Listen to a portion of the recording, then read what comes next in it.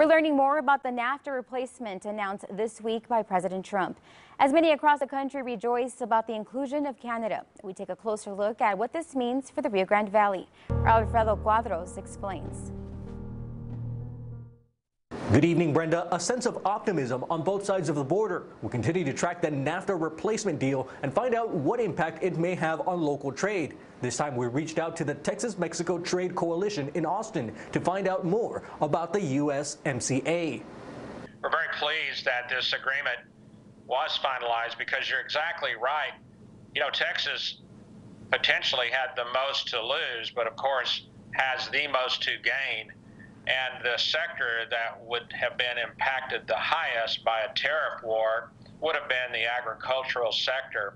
So far, we find conditions favorable to those in agriculture and dairy. However, some that were not so happy at first, automotive manufacturing trade partners in Mexico, who tell us NAFTA was a slightly better deal for them. Basically, the new deal, it's a little bit worrying to all of the Mexicans. At the end of the day, it's going to be okay. U.S. Congress still has to review and approve the new deal. Both Canada and Mexico will undergo a similar review process with their legislative branches. There's a lot of language to comb through, but we would agree with you that one of the challenges for having a refresh of our trade with Mexico is there's going to be even more demand for capacity at our border crossings. Right here in the Rio Grande Valley, leaders tell me they're excited about the inclusion of Canada. That's a sentiment heard statewide. At one time we thought it might have been a bilateral agreement only with Mexico, and we're so pleased.